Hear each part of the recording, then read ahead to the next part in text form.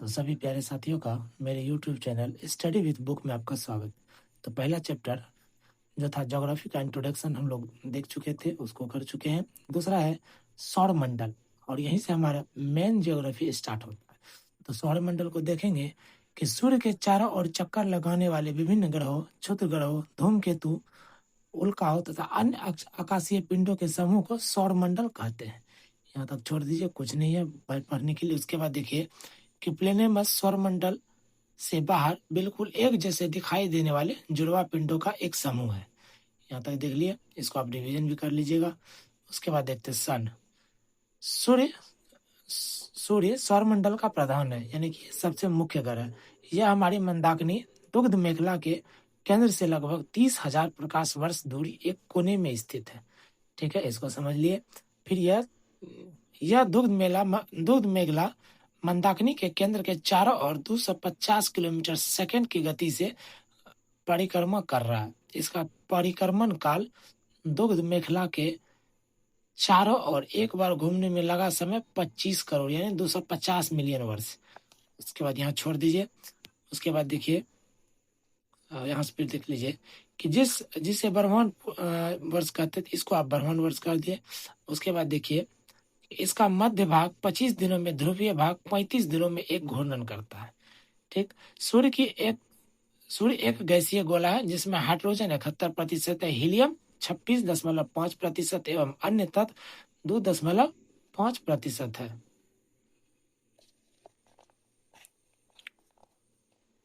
उसके बाद यहाँ तक छोड़ दीजिए। उसके बाद देखिए, हेंसबेथ ने बताया कि देख लीजिए, ताप पर सूर्य के केंद्र पर 4 हाइड्रोजन नाभिक मिलकर एक हीलियम नाभिक का निर्माण करता था। सूर्य के केंद्र पर नाभिकीय संलयन होता है जो सूर्य की ऊर्जा का स्रोत है। ठीक है, ये आपका क्लियर है। उसके बाद सूर्य की दीप्तिमान सतह से प्रकाश मंडल कहते हैं। प्रकाश मंडल के किनारे प्रकाशमान नहीं होते हैं, ये इंपॉर्टेंट नहीं है। इसे जो है वर्णमंडल कहते हैं। यह लाल रंग का होता है। ठीक, ये इंपॉर्टेंट था आपका। उसके बाद ये भी ज्यादा इंपॉर्टेंट नहीं, सूर्य ग्रहण के समय सूर्य के दिखाई देने वाले भागों को सूर्य किरीट कहते हैं। यह सूर्य का बाह्यतम परत है। सूर्य किरीट एक्सरे उत्सर्जित करता है, सूर्य का मुकुट भी कहा जाता है। ठीक, उसके बाद देख लीजिए नोट्स के ब्रह्मांड के बारे में हमारा बदलता दृष्टिकोण है कि प्रारंभ में पृथ्वी के संपूर्ण ब्रह्मांड को केंद्र माना जाता था, जिसकी परिक्रमा सभी आकाशीय पिंड विभिन्न कक्षाओं में करते थे। उसके बाद इसे भूकेंद्रीय सिद्धांत कहा गया है। इसका प्रतिपादन मिस्र यूनानी खगोल शास्त्री क्लाडियस टॉलमी ने 140 ईस्वी में किया था। इसके बाद पोलैंड के खगोल शास्त्री निकोलस कोपरनिकस ने 1473-1547 में दर्शाया कि सूर्य ब्रह्मांड के केंद्र पर है, इसकी परिक्रमा करता है, अतः सूर्य विश्व का ब्रह्मांड का केंद्र बन गया। यह सूर्य केंद्रीय सिद्धांत। उसके बाद 16वीं शताब्दी में टाइको ब्रे के सहायक जोहानस केपलर ने 1571 से 1630 में ग्रहीय कक्षाओं के नियम का खोज, परंतु इसमें सूर्य भी ब्रह्मांड का केंद्र माना गया। 20वीं शताब्दी के आरंभ में जाकर हमारी मंदाकिनी दुग्ध मेखला की तस्वीर स्पष्ट हुई। यहाँ तक ठीक है, इंपॉर्टेंट कुछ नहीं है। केपलर ने सिद्ध किया कि सूर्य के चारों ओर प्रत्येक नक्षत्र का मार्ग वृत्ताकार है। उसके बाद सूर्य का उम्र लगभग 5 बिलियन वर्ष है। सूर्य पृथ्वी से लगभग 15 करोड़ किलोमीटर दूर है। भविष्य में सूर्य द्वारा ऊर्जा देते रहने का समय देख लीजिए कि 10⁻11 वर्ष है। और सूर्य के प्रकाश को पृथ्वी तक पहुंचने में 8 मिनट 16 सेकंड लगते हैं। 8 मिनट 16.6 सेकंड, यानी कि 8 मिनट ऐसे 20 सेकंड कहा गया, लेकिन बुक में दिया है। सौर ज्वाला का उत्तरी ध्रुव पर अरोरा बोरियालिस और दक्षिण ध्रुव पर अरोरा ऑस्ट्रेलियस कहते हैं। इसके बाद इस बीच में इंपॉर्टेंट कुछ भी नहीं है, थोड़ा बहुत पढ़ लीजिए। तापमान 1500 डिग्री सेल्सियस कम होता है। यह पहले 11 वर्षों तक यह दबाव बढ़ता है, फिर बाद के 11 वर्षों तक दबाव घटता है। उसके बाद सूर्य का व्यास 13,92,000 किलोमीटर, जो पृथ्वी के व्यास का लगभग 110 गुना है। सूर्य हमारी पृथ्वी से 13 लाख गुना बड़ा है। यह पृथ्वी के सूर्य ताप का 2.2 अरबवां भाग मिलता है। उसके बाद नोट में देखिए कि मध्यरात्रि का सूर्य ध्रुवीय वृत्त के देर तक चमकना। मध्यरात्रि का सूर्य आर्कटिक क्षेत्र में दिखाई पड़ता है। कहाँ पड़ता? आर्कटिक क्षेत्र में दिखाई पड़ता है। उसके बाद सौर मंडल के पिंड आ गया। अंतर्राष्ट्रीय खगोल शास्त्रीय संघ जो है IAU का प्राग सम्मेलन 2006 के अनुसार सौरमंडल में मौजूद पिंडों का निम्नलिखित 3 श्रेणियों में बांटा गया है। पहला अपरंपरागत, जिसमें बुध, शुक्र, पृथ्वी, मंगल, बृहस्पति, शनि, अरुण एवं वरुण। उसके बाद बौने बौने ग्रह में प्लूटो, चेरॉन, सेरस 2003 में यूबी 313। उसके बाद लघु सौरमंडलीय पिंड, इसमें ज़्यादा कुछ पूछा नहीं जाता, उसके बाद इसको स्किप करते चलिए। उसके बाद ये ग्रहों का उपयुक्त परिभाषा INU की प्राग सम्मेलन 2006 में अगस्त 2006 में तय की गई थी। ग्रह की इस परिभाषा के आधार पर यम को ग्रह के श्रेणी से निकाल दिया गया। फलस्वरूप परंपरागत ग्रहों की संख्या 9 से घटकर 8 रह गई। यम को बौने ग्रह की श्रेणी में रखा गया और ग्रह को 2 भागों में विभाजित किया गया। उसके बाद यहाँ से कुछ नहीं पूछा जाता, यहाँ से कुछ नहीं पूछा जाता। मंगल, बुध, बृहस्पति, शुक्र एवं शनि, इन 5 ग्रहों को नंगी आंखों से देखा जा सकता है।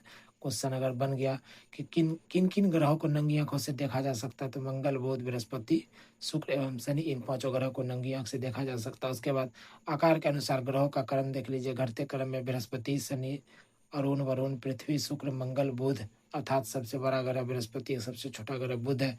घनत्व के अनुसार देख लीजिए, शनि, अरुण, बृहस्पति, नेपच्यून, मंगल, शुक्र, बुध एवं पृथ्वी, अर्थात सबसे कम घनत्व शनि का है और सबसे अधिक घनत्व पृथ्वी का है। यहाँ तक कोई डाउट ना हो, इसीलिए मैंने शॉर्ट नोट्स भी बना दिया कि सूर्य तथा इनके चारों ओर चक्कर लगाने वाले विभिन्न ग्रहों को सौरमंडल कहते हैं। सौरमंडल में कुल 8 ग्रह हैं। आकार के हिसाब से देख लीजिए, बृहस्पति, शनि, अरुण, वरुण, पृथ्वी। पृथ्वी हमारा 5वां नंबर पे आता है। शुक्र, मंगल और बुध। दूरी के हिसाब से बुध, शुक्र, पृथ्वी। पृथ्वी इसमें दूरी के हिसाब से तीसरे नंबर पे आता है। मंगल, बृहस्पति, शनि, अरुण, वरुण। और उसके बाद सूर्य पृथ्वी का निकटतम तारा है। सूर्य आकाशगंगा की 22.5 करोड़ वर्ष पुराना परिक्रमा करता है। सूर्य प्रकाश की गति 33 लाख किलोमीटर प्रति सेकेंड है। पृथ्वी तक आने में 8 मिनट 20 सेकेंड लगते हैं। सूर्य की आयु 4.6 बिलियन वर्ष है। पृथ्वी से न्यूनतम दूरी 14.70 करोड़ वर्ष 3 जनवरी को हो जाता है और पृथ्वी से अधिकतम दूरी 15.21 करोड़ किलोमीटर 4 जुलाई को हो जाता है। और नंगी आंखों से देखे जाने वाला ग्रह है बुध, शुक्र, मंगल, बृहस्पति व शनि। बिना उपग्रह वाला ग्रह बुध हो गया, शुक्र हो गया। और शुक्र पृथ्वी से सबसे नजदीक ग्रह है। मंगल ग्रह को लाल ग्रह भी कहा जाता है, ये इंपॉर्टेंट है क्योंकि मंगल ग्रह पे पृथ्वी पर से एक सफल उपग्रह भी भेजा गया है, वहाँ पर जाके खोज भी हुई है, तो इसलिए इस ग्रह के बारे में पूछा जा सकता है, पर खास नहीं, मंगल ग्रह को लाल ग्रह कहा जाता है। अगर क्वेश्चन बना तो यहाँ तक बनेगा। उसके बाद आता है सौरमंडल के पिंड। अंतर्राष्ट्रीय खगोल शास्त्रीय संघ IAU देख लीजिए, इंटरनेशनल एस्ट्रोनॉमिकल यूनियन IAU प्राग सम्मेलन 2006 के अनुसार सौरमंडल मौजूद पिंडों का निम्नलिखित 3 श्रेणियों में बांटा गया है। पहला अपरंपरागत, ये सब देख लिए, बौने ग्रह ये सब देख लिए। इसके बाद ये पार्थिव आंतरिक देख लिए, बृहस्पति देख लिए, इसमें कुछ भी इम्पोर्टेंट नहीं है। मंगल, बुध ये सब भी कुछ इम्पोर्टेंट नहीं, इसे हम देख चुके हैं। रिवीजन के लिए सब जरूरी है। उसके बाद देख लीजिए कि सूर्य की दूरी के अनुसार ग्रहों का क्रम हम वहाँ पे शॉर्ट नोट्स में बता चुके हैं। द्रव्यमान के अनुसार भी बता चुके हैं, परिक्रमण काल के अनुसार, ये तीनों इम्पोर्टेंट नहीं है। उसके बाद शुक्र एवं अरुण को छोड़कर अन्य सभी ग्रहों का घूर्णन परिक्रमण की दिशा एक ही है, क्लॉकवाइज। उसके बाद आता बुध, यह सूर्य का सबसे नजदीकी ग्रह है, जो सूर्य निकलने के 2 घंटा पहले दिखाई देता है। यह सबसे छोटा व सबसे हल्का ग्रह है, इसके पास कोई उपग्रह नहीं है। यानी क्वेश्चन बना कि ऐसा कौन सा ग्रह है जिसके पास कोई उपग्रह नहीं है, तो ये बुध, जिसके पास कोई उपग्रह नहीं है। इसका सबसे विशिष्ट गुण है इसमें चुंबकीय क्षेत्र का होना। यह सूर्य की परिक्रमा कम से कम समय में पूरी करता है, अर्थात यह सौरमंडल का सर्वाधिक कक्षीय गति वाला ग्रह है। उसके बाद यहाँ देखिए, यहाँ दिन अति गर्म व रातें बर्फीली होती है। इसका तापांतर सभी ग्रहों में सबसे अधिक 66 डिग्री सेल्सियस। इसका तापमान रात में -173 डिग्री सेल्सियस व दिन में 427 डिग्री सेल्सियस होता है। इसके बाद शुक्र, वेनस, यह पृथ्वी का निकटतम सबसे चमकीला एवं सबसे गर्म ग्रह है। इसे सांझ का तारा या भोर का तारा कहा जाता है। बस यहाँ तक काफी है। उसके बाद इसमें कुछ नहीं है। अन्य ग्रहों के विपरीत दक्षिणावर्त चक्रण करता है, ये इंपॉर्टेंट नहीं है। इसे पृथ्वी का भागनी ग्रह कहते हैं। यह घनत्व, आकार एवं व्यास में पृथ्वी का समान है। यह पृथ्वी का सबसे निकट स्थित ग्रह है। इसके पास कोई उपग्रह नहीं, इसके पास भी कोई उपग्रह नहीं, यानी 2 ग्रह ऐसे जिसके पास कोई उपग्रह नहीं है, शुक्र और बुध। उसके बाद आता है बृहस्पति, सौरमंडल का सबसे बड़ा ग्रह है।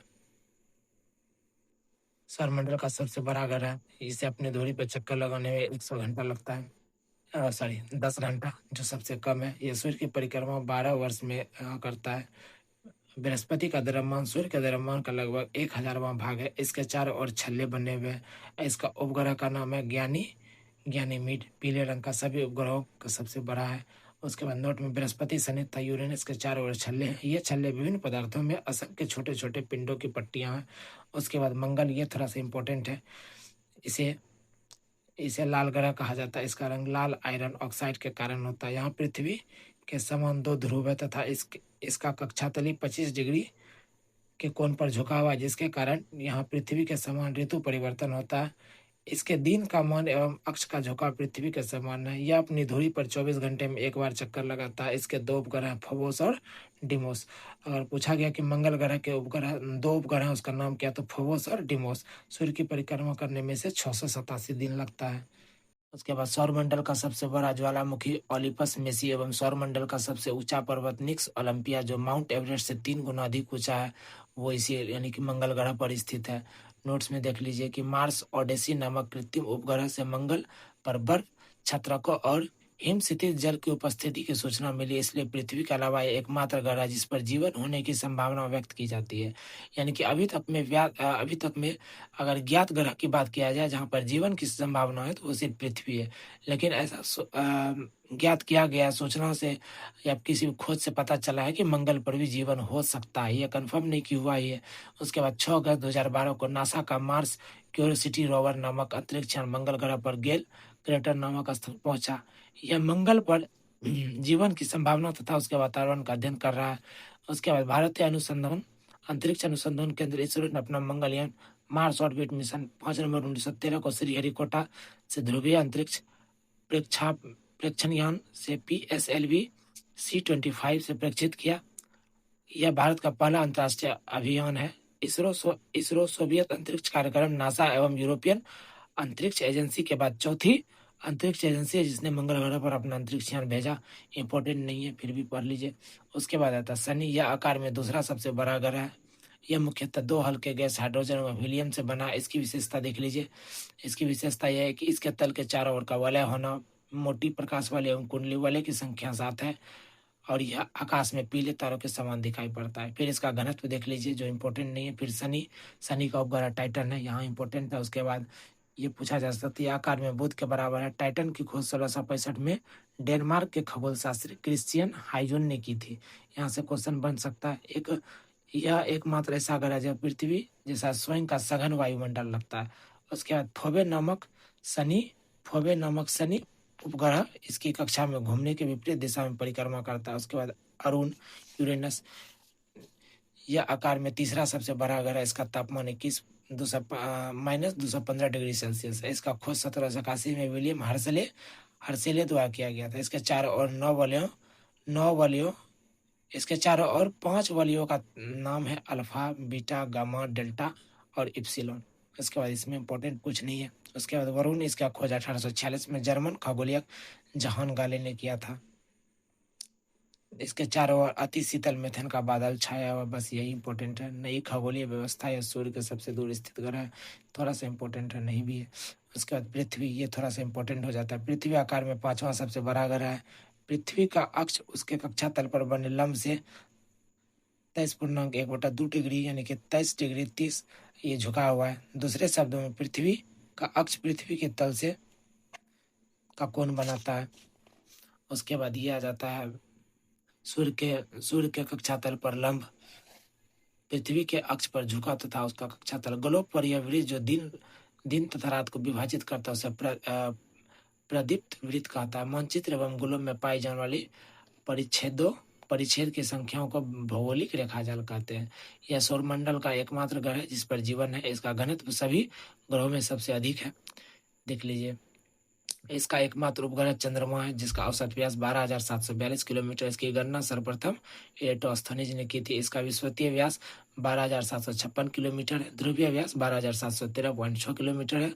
दोनों व्यासों का अंतर 43 किलोमीटर। इसकी औसत त्रिज्या 6,371 है। पृथ्वी की आयु लगभग 4.6 अरब वर्ष है और इस पर जीवन लगभग 3 अरब 80 लाख वर्ष पहले आरंभ हो गया था। अब देख लीजिए कि सूर्य से पृथ्वी की दूरी 149.6 मिलियन किलोमीटर है। बस यही इंपॉर्टेंट है, इसमें कुछ भी इंपॉर्टेंट नहीं। उसके बाद ये देख लीजिए ग्रहों का रंग एक नज़र में। पृथ्वी का ग्रह नीला, मंगल लाल हो गया, अरुण पीला हो गया, वरुण हरा हो गया, इसमें कुछ भी इम्पोर्टेंट नहीं है। थोड़ा बहुत जो भी इम्पोर्टेंट तो बेसिक जानकारी सबको रहता है। ये लीफ वर्ष 366 का होता है, जिसके कारण फरवरी में 28 नहीं 29 दिन होते हैं। उसके बाद या फिर ऐसे भी कि जिस वर्ष में 4 से पूरा पूरा भाग लग जाए उसे लीप ईयर वर्ष कहते हैं, और उसमें फरवरी 29 दिन का होता है। फिर जल की उपस्थिति के कारण इसे नीला ग्रह कहा जाता है, किसे? पृथ्वी को। फिर आकार की बनावट एवं दृष्टि से पृथ्वी शुक्र के समान है। उसके बाद देख लिए उसके बाद सूर्य के बाद पृथ्वी के सबसे निकट तारा प्रॉक्सिमा सेंचुरी है, जो अल्फा सेंचुरी समूह का एक तारा है। यह पृथ्वी से 4.22 प्रकाश वर्ष दूर है, और यह सूर्य का सबसे निकटतम तारा है। उसके बाद 24 अगस्त 2006 को अंतर्राष्ट्रीय खगोल विज्ञानी संघ IAU की प्राग चेक गणराज्य बैठक में खगोल विज्ञानियों ने प्लूटो को ग्रह होने का दर्जा खत्म कर दिया। इसकी कक्षा वृत्ताकार इसकी देख लीजिए खत्म कर दिया। इसकी कक्षा वृत्ताकार वरुण ग्रह की कक्षा से होकर गुजरती है। नई खगोलीय व्यवस्था में प्लूटो को बौने ग्रह की श्रेणी में रखा गया है। उसके बाद साइरस या डॉग स्टार पृथ्वी से 9 प्रकाश वर्ष दूर पे स्थित है, और सूर्य के दोगुने द्रव्यमान वाला तारा या रात्रि में दिखाई पड़ने वाला सर्वाधिक चमकीला तारा है। उसके बाद शॉर्ट नोट्स में देख लीजिए कि शनि का सबसे बड़ा उपग्रह टाइटन है, और इसका सबसे अधिक उपग्रह इसी का है। शनि का पृथ्वी के आकार को जियोइड कहते हैं। अभी तक पृथ्वी एकमात्र ज्ञात ग्रह है जिस पर जीवन संभव है। जल की उपस्थिति के कारण इसे नीला ग्रह भी कहा जाता है। डॉग स्टार या साइरस पृथ्वी से 9 प्रकाश वर्ष दूर स्थित है। यह सूर्य के दोगुना भार वाला तारा, रात्रि में दिखाई पड़ने वाला चमकीला तारा है, और हरा और अधिक झुकाव के कारण लेटा हुआ ग्रह अरुण ग्रह को कहा जाता है। प्लूटो 2006 में बौना ग्रह का दर्जा दिया गया। प्रॉक्सिमा सेंचुरी पृथ्वी के सबसे निकटतम तारा है। पृथ्वी का एकमात्र उपग्रह चंद्रमा है। इस पर जीवाश्म की संज्ञा दी गई है। चंद्रमा का अध्ययन सेलेनोलॉजी कहलाता है। क्या कहलाता है? सेलेनोलॉजी कहलाता है। इसके बाद देखिए कि चंद्रमा की सतह से उसकी आंतरिक स्थिति का अध्ययन करने वाला विज्ञान सेलेनोलॉजी कहलाता है। उसके बाद इसे शांति सागर, इसमें कुछ भी ज़्यादा इंपॉर्टेंट नहीं है। फिर चंद्रमा की दक्षिणी ध्रुव पर स्थित लिबनिटस पर्वत 35,000 फीट से 10,668 फीट चंद्रमा का उच्चतम पर्वत है। चंद्रमा को जीवाश्म ग्रह भी कहा जाता है। उसके बाद इसमें कुछ भी इंपॉर्टेंट नहीं है। चंद्रमा पृथ्वी की परिक्रमा 27 दिन 8 घंटे में पूरी करता है। छोड़ दीजिए यहाँ पर, ये भी इम्पोर्टेंट नहीं है। चंद्रमा एवं पृथ्वी के बीच की औसतन दूरी 3,84,000 किलोमीटर है। ये ठीक है, ये इम्पोर्टेंट था। इसके बाद ये इम्पोर्टेंट नहीं, ये भी इम्पोर्टेंट नहीं। ज्वार उठने के लिए अपेक्षित सौर एवं चंद्रमा की शक्तियों का अनुपात 11:5 है, ये इम्पोर्टेंट था। अपोलो के अंतरिक्ष यात्रियों द्वारा लाए गए चट्टानों से पता चला कि चंद्रमा ही उतना पुराना है जितना पृथ्वी, यानी कि 460 करोड़ वर्ष पुराना, और इन चट्टानों में टाइटेनियम की मात्रा अधिक है। उसके बाद यहाँ पर देख लीजिए सुपरमून, जब चंद्रमा पृथ्वी के सबसे निकट होता है उस स्थिति में सुपरमून होता है, जो हाल फिलहाल कुछ महीने पहले हुआ है। इसमें पेरिजिप मून भी कहा जाता है। इसमें चांद 14% ज्यादा बड़ा तथा 30% अधिक चमकीला दिखाई पड़ता है। नोट देख लीजिए, सुपरमून शब्द 1979 में ज्योतिष रिचर्ड नोल द्वारा किया गया था। ब्लू मून देख लीजिए, ब्लू मून हालांकि कहीं पूछा नहीं जाता है, सुपरमून पूछा जा सकता है। बौने ग्रह के बारे में, प्लूटो के बारे में दिया गया है, ये इंपॉर्टेंट नहीं है, बस पहला लाइन पढ़िए। IAU ने इसका नया नाम 1,34,340 रखा है, और क्लाड टम्बो ने 1930 में इसकी खोज की थी। अगर 2006 में इसका जो समाप्त कर दिया था वही है। उसके बाद इसमें कुछ भी इम्पोर्टेंट नहीं है। उसके बाद ये देख लीजिए, व्यासबोध के 1/5 अन्य बौने ग्रह में चेरान एवं 2003 UV 313 इरिस है। उसके बाद ये अपना यह चार्ट ग्रहों के नाम हो गया, औसतन घनत्व हो गया, व्यास हो गया, इसमें इम्पोर्टेंट है। पृथ्वी का पढ़ लेंगे, मंगल पढ़ लेंगे, और इसमें ज़्यादा कुछ इम्पोर्टेंट नहीं है। उसके बाद परिभ्रमण, ग्रहों अपने काल्पनिक अक्ष पर धुरी पर घूमना है, ग्रहों के सूर्य और चारों ओर घूमना, अपेक्षित ग्रहों को घूमना है। उसके बाद देख लीजिए, ये भी इम्पोर्टेंट है। क्षुद्र ग्रह इम्पोर्टेंट नहीं है। फोरवेस्टा एकमात्र क्षुद्र ग्रह जिसे नंगी आंखों से देखा जा सकता है, यानी कि ये एकमात्र क्षुद्र ग्रह जिसे नंगी आंखों से देखा जा सकता है। सौरमंडल के बारे में हम पढ़ते आए हैं, यहाँ पे कुछ भी ज़्यादा इम्पोर्टेंट हमें मिलेगा नहीं। हेले नामक धूमकेतु का परिक्रमण काल 76 वर्ष है। अंतिम बार 1986 में दिखाई दिया था। अगली बार संभावित है कि 2062 में दिखाई दे। धूमकेतु हमेशा के लिए टिकाऊ नहीं होते, फिर भी प्रत्येक धूमकेतु को लौटने का एक निश्चित समय होता है। उसके बाद उल्का आता है। उल्का प्रकाश की चमकीली धारी के रूप में दिखाई देता है, जो अन्य भागों पर क्षण भर के लिए दमकती है फिर लुप्त हो जाती है। उल्काएं क्षुद्र के रूप ग्रहों के टुकड़े धूमकेतु द्वारा पीछे छोड़े गए धूल के कण होते हैं। अभी तक हम लुसेंट से कर लिए, यही चीज हमको अगर रिवीजन करना हो तो रिवीजन के लिए हमारे पास ये बुक है एनसीईआरटी सार संग्रह जो महेश बर्नवाल की है। तो एक नज़र में फटाफट क्विक रिवीजन हो सकता है। क्विक रिवीजन करने के लिए देख लीजिए शुरू से कि भारत किस गोलार्ध में है, गोलार्ध में अवस्थित है, उत्तरी पूर्वी गोलार्ध में। ये भारत का मानचित्र हो गया। क्षेत्रफल की दृष्टि से भारत का विश्व में कौन सा स्थान है, 7वां है। भारतीय भूभाग विस्तार पूर्व से पश्चिम 2,0933 किलोमीटर तथा उत्तर से दक्षिण 3,214 किलोमीटर है भारत का क्षेत्रफल। विश्व के कुल क्षेत्रफल का कितना भाग है, तो 2.4%। भारत का अक्षांशीय विस्तार देख लीजिए। देशांतर देख लीजिए। समय में अवस्थित को कर्क रेखा कितने राज्यों से होकर गुजरती है, 8। कौन कौन राज्यों से होकर गुजरती है, तो गुजरात है, राजस्थान है, मध्य प्रदेश, छत्तीसगढ़, झारखंड, पश्चिम बंगाल, त्रिपुरा और मिजोरम। उसके बाद भारत को लगभग 2 बराबर भागों में कौन सा अक्षांश विभाजित करता है, देख लीजिए। उत्तरी अक्षांश कर्क रेखा। भारत का सबसे पश्चिमी बिंदु गौर मोती है, ग्वार मोती भी कहा जाता है। पूर्वी बिंदु की बुधु है और मध्य सूर्योदय एवं सूर्यास्त के लगभग कितने घंटे का अंतर है, 2 घंटे का।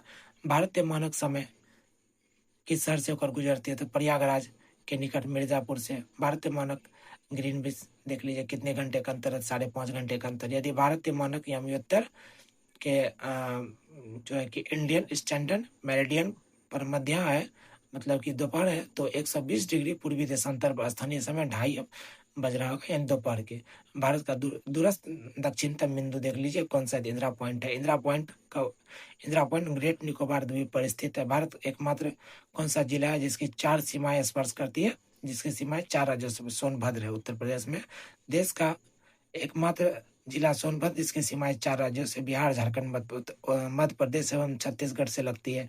भारत की पूर्वी और पश्चिमी देशांतर रेखा के मध्य कितने डिग्री का अंतर है, तो लगभग 30 डिग्री का अंतर है। यहाँ पे देख लीजिए भारतीय मानक समय रेखा उत्तर प्रदेश के बारे में दिया गया।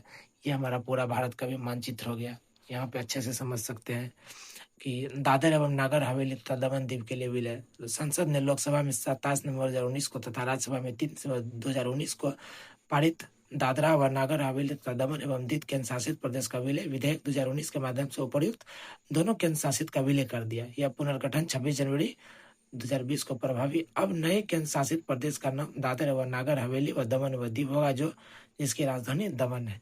उसके बाद ये देख लीजिए देश की चतुर्दिक अंतिम सीमा बिंदु हो गया। दक्षिणतम बिंदु इंदिरा पॉइंट, उत्तरम बिंदु इंदिरा कॉल, पश्चिमोत्तर बिंदु गौर माता या गुहाड़ मोती, पूर्वोत्तर बिंदु की बिथु मुख्य भूमि एवं दक्षिणतम बिंदु कन्याकुमारी हो गया। उसके बाद हिमालय की प्रमुख पर्वत श्रेणियों का उत्तर से दक्षिण की ओर क्रम है। काराकोरम है, फिर लद्दाख है, फिर जास्कर है, फिर पीर पंजाल है, धौलाधर है, शिवालिक है। तो ये दोनों बुक्स हम रिवीजन कर चुके हैं और इससे आप थ्योरी पढ़िए, इससे क्विक रिवीजन कीजिए और सेम डे में सेम सेट प्रैक्टिस लुसेंट को समझने के लिए एक लुसेंट का जो है वास्तुनिष्ठ प्रश्नोत्तर उसको लीजिए, सेम टॉपिक खोजिए, अभी मैं आपको बताता हूँ। और यहाँ से पढ़िए और यहाँ से सेट लगाइए। सेम डे सेम टॉपिक चुनिए। जैसे सौरमंडल अभी हमने पढ़ा, फिर सौरमंडल दे सौर प्रणाली की खोज किसने की थी, तो कोपरनिकस। इसी तरह का क्वेश्चन आपको दिया गया यहाँ पे 9 लगभग इसमें आपको क्वेश्चन मिलेंगे, बहुत ज़्यादा क्वेश्चन मिलेंगे इसमें आपको आंसर की के साथ दिया जाता है। देख लीजिए 127 में हो गया लगभग आपको, तो इसमें 221 प्रश्न मिलते हैं।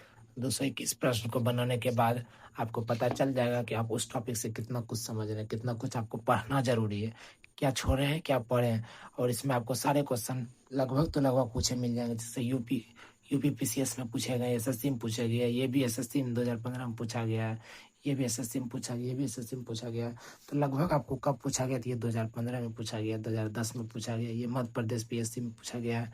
इस टाइप का क्वेश्चन आपको करने होंगे, इस टाइप का क्वेश्चन कीजिएगा। ये भी जेपीए झारखंड पीएसएससी में पूछा गया है। तो ये सब क्वेश्चन आपको करने होंगे, तभी आप लुसेंट पे अपना पकड़ बना पाएंगे। क्विक रिवीजन के लिए ये बुक है। क्विक सब्जेक्टिव आप थ्योरी यहाँ से पढ़िए, क्या पढ़े क्या छोड़े हम बता ही देते हैं। क्विक रिवीजन इससे कीजिए, सेम डे में सेम टॉपिक प्रैक्टिस इससे कीजिए। ये 3 बुक आपके एग्जाम के लिए बहुत ही खतरनाक बुक रहने वाला है। बस इसी के साथ मिलते हैं अगले वीडियो में अगले टॉपिक के साथ। तब तक जय हिंद।